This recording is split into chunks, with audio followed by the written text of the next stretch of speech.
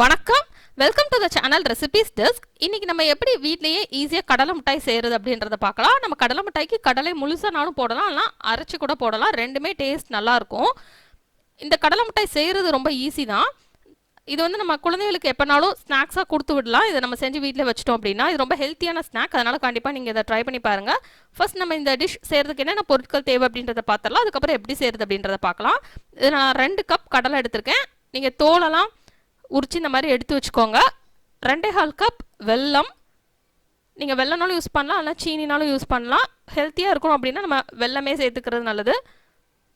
First நம்ம ஒரு mixie jar எடுத்து இந்த கடலையெல்லாம் சேர்த்துக்கலாம். தோலுள்ள கடலை அப்படின்னா நீங்கள் லேசாக வறுத்துட்டு தோலாக எடுத்து வச்சுக்கோங்க. இப்போ அதை லேசாக நம்ம பவுடர் பண்ணி வச்சுக்கலாம். இப்போ நம்ம ஒரு கடாய் எடுத்துடலாம். கடாய் எடுத்துகிட்டு இந்த வெல்லத்தை சேர்த்துடலாம். நீங்கள் வெள்ளை சக்கரை டேஸ்ட் பிடிக்கும் அப்படின்னா நீங்கள் அது கூட யூஸ் பண்ணிக்கலாம். அதுவும் நல்லா அந்த ப்ரௌன் கலரில் வர்ற வரைக்கும் நம்ம வந்து அதை கிண்டிகிட்டே இருக்கணும். வெல்லம் யூஸ் பண்ணோம் அப்படின்னா நம்ம வந்து நல்லா திக்காக வரணும். அது வரைக்கும் நம்ம வந்து இதை நல்லா கொதிக்க வச்சுட்டே இருக்கலாம். கொஞ்சமாக தண்ணி சேர்த்துட்டு இதை கொதிக்க வச்சிடலாம். வெல்லத்தில் வந்து எதுவும் தூசி எதுவும் இருந்தது அப்படின்னா நம்ம வந்து வடிகட்டிட்டு திருப்பி இதை யூஸ் பண்ணிக்கலாம். இப்போ அது நல்லா கொதிக்கட்டும். இந்த மாதிரி நல்லா எல்லாமே நல்லா கரைஞ்சி இந்த மாதிரி வர வரைக்கும் நம்ம நல்லா கொதிக்க விடலாம். இப்போ இன்னும் நல்லா கொதிக்க விடலாம். இது கொஞ்சம் திக்காகணும். இது நல்லா திக்கான ஒரு ஸ்டேஜ் இந்த மாதிரி வந்ததுக்கப்புறம் நம்ம கடலையை சேர்த்துக்கலாம். இப்போ நம்ம கடலையை சேர்த்து நல்லா மிக்ஸ் பண்ணிகிட்டே இருக்கணும். இதை நல்லா கிண்டிகிட்டே இருக்கணும். நல்லா அந்த கடாயோட ஓரத்துலேருந்து அதுவாகவே வெளியே சுருண்டு வர ஆரம்பிக்கணும். அது வரைக்கும் நம்ம இதை கிண்டிகிட்டே இருக்கணும். 1 டீஸ்பூன் மட்டும் நம்ம நெய் சேர்த்துக்கலாம். அந்த ஸ்மெல் நல்லா இருக்கிறதுக்காக. தேவைன்னா சேர்த்துக்கலாம், அதெல்லாம் சேர்க்க தேவையில்லை. இப்போ இதை நம்ம நல்லா மிக்ஸ் பண்ணி நல்லா லோ ஃப்ளேமில் வச்சு கிண்டிகிட்டே இருக்கலாம். அடி பிடிக்காமல் நல்லா கிண்டிகிட்டே இருக்கலாம். இது கைவிடாமல் கிண்டணும், எல்லாம் அடி பிடிச்சிரும். நீங்கள் நான்ஸ்டிக் பேன் யூஸ் பண்ணிங்க அப்படின்னா ரொம்ப ஈஸியாக இருக்கும் நமக்கு கிண்டுறதுக்கு. இது நல்லா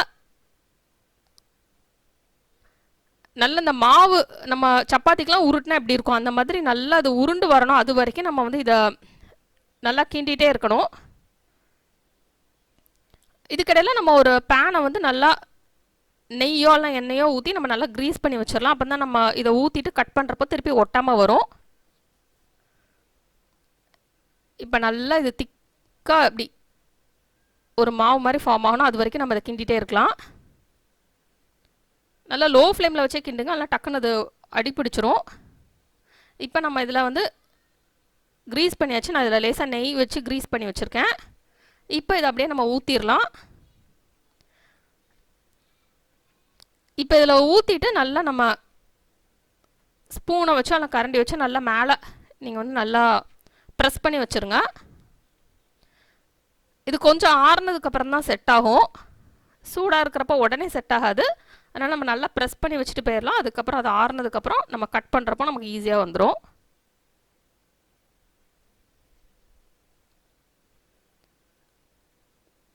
இப்போ உள்ள ஊற்றியாச்சு. இப்போ அதை அப்படியே நல்லா செட் பண்ணி வச்சிடலாம்.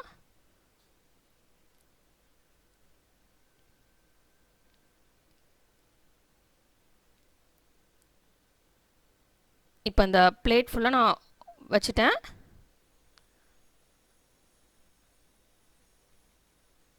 நல்லா இந்த மாதிரி நீங்கள் நல்லா ப்ரெஸ் பண்ணி வச்சுருங்க.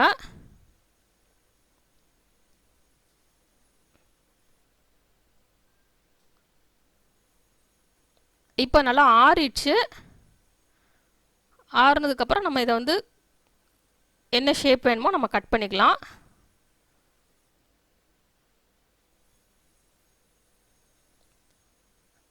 இது வந்து ஃபுல்லாக ஆறல, ஓரளவுக்கு ஆறி இருக்குது. நல்லா ஆறுனதுக்கப்புறம் அது நல்லா கட்டியாயிடும்.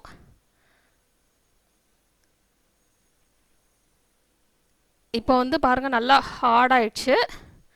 இப்போ நம்ம தனித்தனியாக எடுத்து நம்ம வந்து ஸ்டோர் பண்ணி வச்சுக்கலாம். அதுக்கப்புறம் தேவைக்கேற்ற மாதிரி நம்ம வந்து எடுத்து சாப்பிட்டுக்கலாம். இந்த ரெசிபி நீங்கள் ட்ரை பண்ணி பாருங்கள். இந்த ரெசிபி உங்களுக்கு பிடிச்சிருந்தா லைக் பட்டன் கிளிக் பண்ணுங்கள். உங்கள் ஃப்ரெண்ட்ஸோட ரெசிபியை ஷேர் பண்ணுங்கள். மறக்காம இந்த சேனலுக்கு சப்ஸ்கிரைப் பண்ணுங்கள். இந்த சேனல் உள்ள சமையல் வீடியோ நோட்டிஃபிகேஷன்ஸ் உங்களுக்கு உடனுக்குடன் வேணும் அப்படின்னா சப்ஸ்கிரைப் பண்ணிவிட்டு பக்கத்தில் இருக்கிற அந்த பெல் ஐக்கானை மறக்காமல் கிளிக் பண்ணுங்கள்.